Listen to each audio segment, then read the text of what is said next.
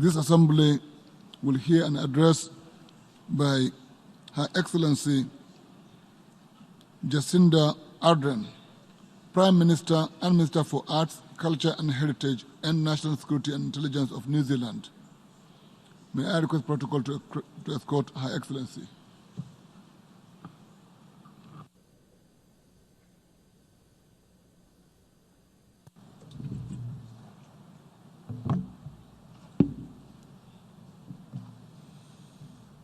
Ko ngā tangata katoa, e manakitia ana te whenua, o te ao whānui, ko ngā kaitiaki, riti ana, ngā whenua, huri rau nā e te ao, me tu tātou ki te werohia ngā wero, e te ingoa o te tika o ngā mea katoa, tēnā koutou katoa. Mr. President, Mr. Secretary-General, friends, I greet you in Te Reo Māori, language of the tangata whenua, or First People of Aotearoa, New Zealand. And I do so not just because it is the same way I would begin an address if I were at home, but because there are challenges we face as a world that I know no better way to express. Māori concepts like kaitiakitanga, the idea that each of us here today are guardians of the land, of our environment, and of our people. There is a simplicity to the notion of sovereign guardianship. For decades, we have assembled here under the assumption that we narrowly cooperate only on the issues that overtly impact on one another. Issues like international trade rules, the law of the sea, or humanitarian access to war zones. The space in between has essentially been left to us. We, the political leaders of the world, have been the authors of our own domestic politics and policies. Decisions have been our own, and we have ultimately lived with the consequences. But the world has changed. Over time, we have become increasingly interdependent. We see more and more often domestic decisions that have global ramifications. Physical events have taught us that in obvious ways. Oil spills that show no respect for maritime boundaries. Nuclear accidents and testing, the impacts of which are never confined to the exact location in which they occur. But our interdependence, our connection, runs so much deeper than that. And experiences in recent years should lead us all to question whether any of us ever truly operate in isolation anymore. This is a question that we, the remote but connected nation of New Zealand, have been grappling with this year. There are things that we are well known for in New Zealand. Green rolling hills, perfect, you might say, for hobbits to hide in and for plenty of sheep to roam. We're known for manaakitanga, or the pride that we take in caring for our guests, so much so that it even extends to our most entrenched sporting rivals. And now we're known for something else, the 15th of March 2019. The day an alleged terrorist undertook the most horrific attack on a place of worship, taking the lives of 51 innocent people, devastating our Muslim community, and challenging our sense of who we are as a country. Now, there is no changing a nation's history, but we can choose how it defines us. And in Aotearoa, New Zealand, the people who lined up outside of mosques with flowers, the young people who gathered spontaneously in parks and open spaces in a show of solidarity, the thousands who stopped in silence to acknowledge the call to prayer 7 days later, and the Muslim community who showed only love. These are the people who collectively decided that New Zealand would not be defined by an act of brutality and violence, but instead by compassion and empathy. Make no mistake, though, we do not claim to be a perfect nation.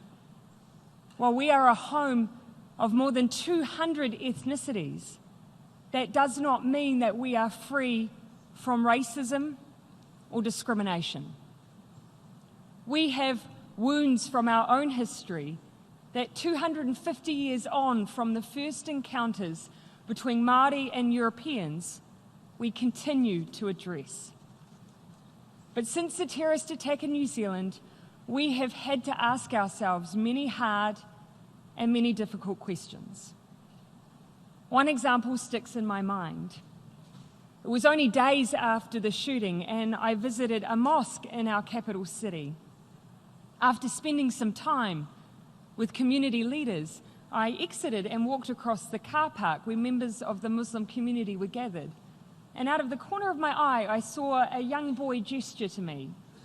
He was shy, almost retreating towards a barrier, but he also had something he clearly wanted to say. I quickly crouched down next to him. He didn't say his name or even hello. He simply whispered, "Will I be safe now?" What does it take for a child to feel safe? As adults, we are quick to make the practical changes that will enable us to say that such a horrific act could never happen again. And we did that. Within 10 days of the attack, we made a decision to change our gun laws and banned military-style semi-automatic weapons and assault rifles in New Zealand. We've started on a second tranche of reforms to register weapons and to change our licensing regime. These changes will help to make us safer. But when you're a child, fear is not discreet, and it cannot be removed through legislative acts or decrees from Parliament. Feeling safe means the absence of fear, living free from racism, bullying, and discrimination, feeling loved, included, and able to be exactly who you are. And to feel truly safe, those conditions need to be universal. No matter who you are, no matter where you come from, no matter where you live. The young Muslim boy in Kilburnie, New Zealand, wanted to know if I could grant him all of those things. My fear is that as a leader of a proudly independent nation, this is one thing that I cannot achieve alone. Not anymore. In our borderless and technologically connected world, commentary on race, acts of discrimination based on religion, gender, sexuality, or ethnicity, they are not neatly confined behind boundaries. They are felt globally. The fact I received so many letters from Muslim children from around the world in the weeks after March 15 speaks to the power of connection. These children had no sense of distance. They may have never heard of New Zealand before March 15. They just saw an act of hatred against their community, and it felt close to them. Whether it is acts of violence, language intended to incite fear of religious groups, or assumptions about ethnicities to breed distrust and racism, these actions and utterances are as globalized as the movement of goods and services. Children hear them. Women hear them. People of faith hear them. Our rainbow communities hear them. And so now it is our turn to stop and to listen, to accept that our words and actions have immeasurable consequences, and to speak not only like the whole world is listening, but with the responsibility of someone who knows a small child somewhere might be listening too. The spaces in which we communicate, they are part of the challenge too, though. In an increasingly online world, we need to create spaces for the exchange of ideas, the sharing of technology and free speech, or also acknowledging the potential for this technology to be used to cause harm. March 15 was a staggering example of such harm and a deliberate effort to broadcast terror on a massive viral scale over the internet. The alleged terrorist didn't just take the lives of 51 people.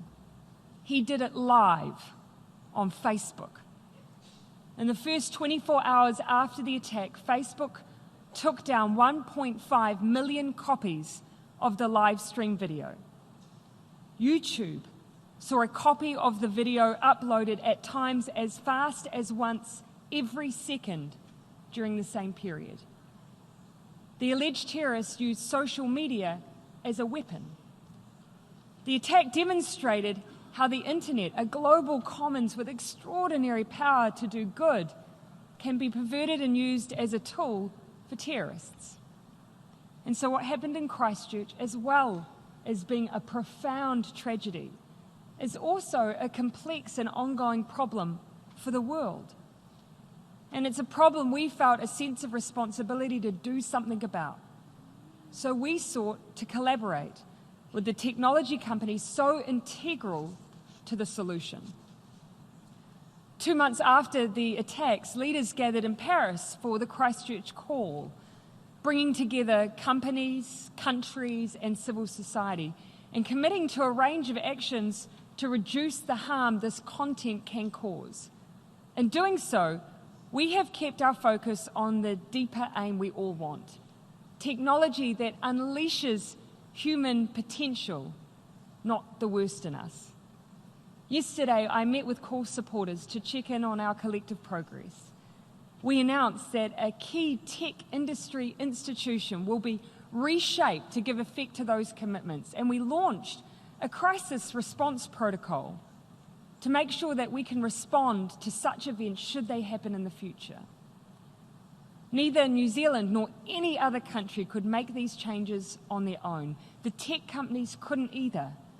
We are succeeding because we are working together.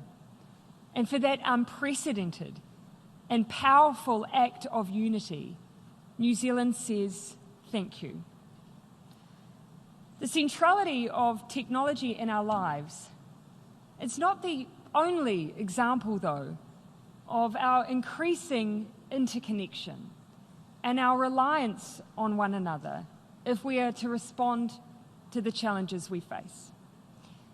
There is perhaps no better example of our absolute interdependence than the issue of climate change. When the United Nations Secretary General visited the Pacific region this year, he saw firsthand how countries that have produced the fewest greenhouse gas emissions are now facing the most catastrophic effects. In his words, to save the whole planet. In fact, 7 out of the 15 most climate-affected nations in the world sit within the Pacific region. Places like Tuvalu, with a population of just over 11,000 people, barely contributes to global emissions, but is paying the price for our collective inaction. Atolls so low-lying that in weather events, the water on either side of it can flow together and join at the narrowest points, engulfed by the sea.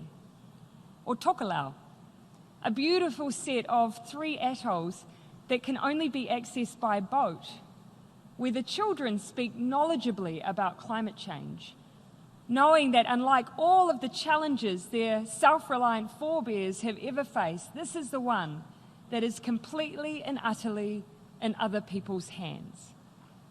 Now, they have never met you, and nor you them, but I can tell you that their expectations on all of us are high.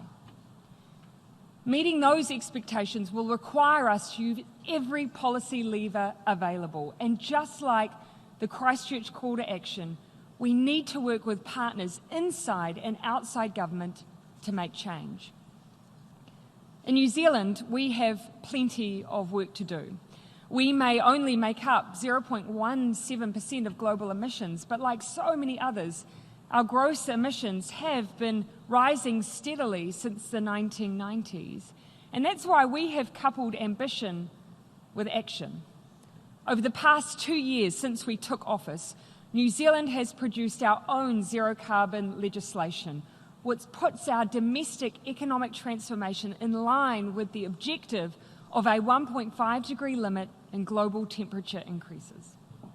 We've continued with our goal of planting 1 billion trees. We've created a $100 million green investment fund. We've stopped issuing new offshore oil and gas exploration permits. We're creating a plan to achieve 100% renewable electricity generation and to incentivise low-emission transport options.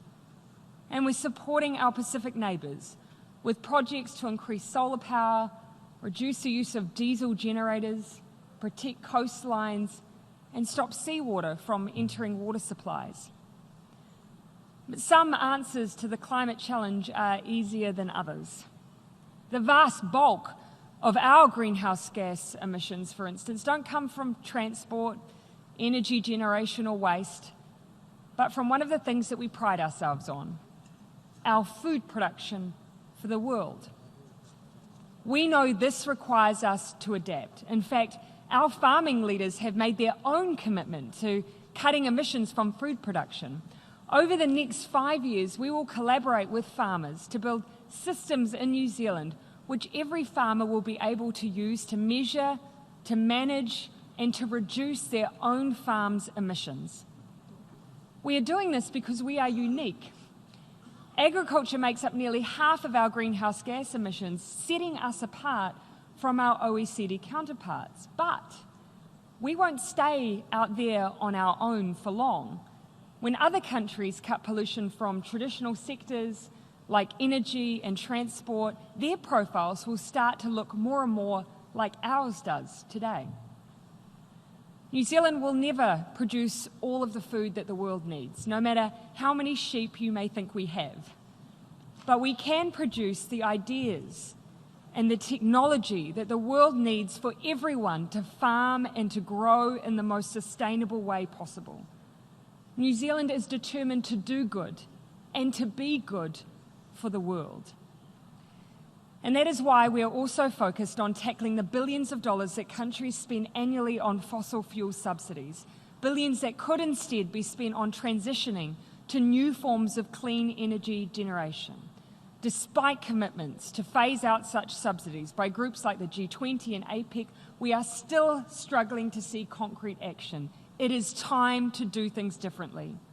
New Zealand will once more be calling on countries to support an end to fossil fuel subsidies at the 12th WTO Ministerial Conference in June 2020. And this week, New Zealand, alongside a group of like-minded countries, will also announce the launch of a new initiative that applies trade levers to climate-related goods, services, and technologies. It's time for trade deals to become a force for good on climate action. They need to stop allowing perverse subsidies that incentivize pollution and finally remove tariffs on green technology. Fossil fuel companies should no longer reap the benefit of subsidies that many, like our farmers and others, have been asked to give up. Without the billions in subsidies that go into the fossil fuel industry, green energy can compete on an even footing. It's both the most fair and economically consistent thing to do. My question is, will you join us? And this is where we return to the concept again that challenges our modern political environment.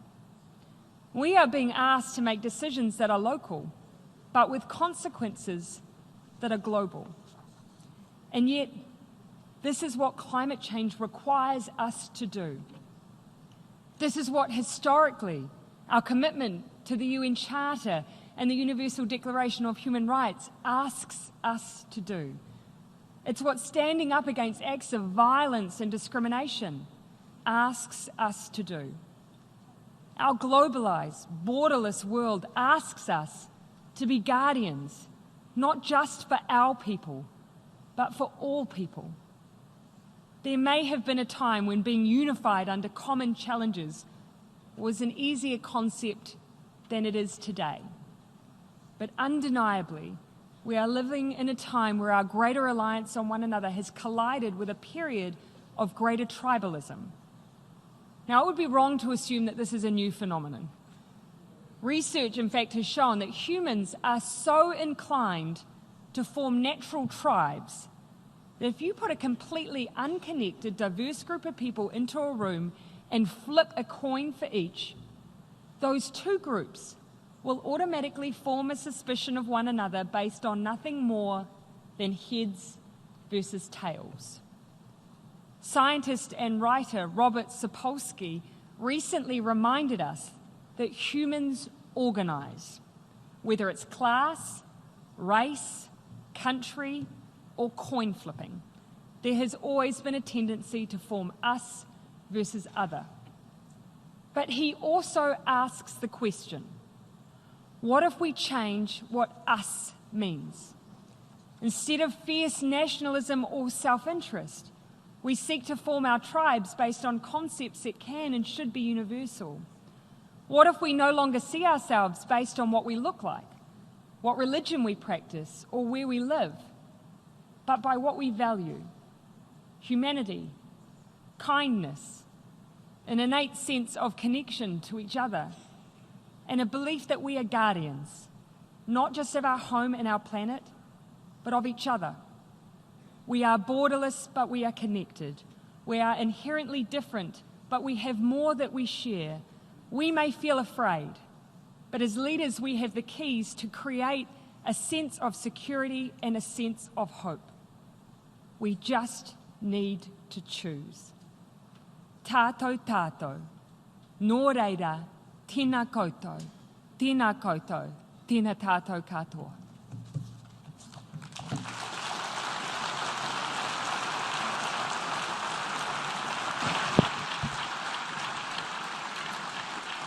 I thank the Prime Minister of New Zealand for her statement just made, and I request protocol to escort Her Excellency.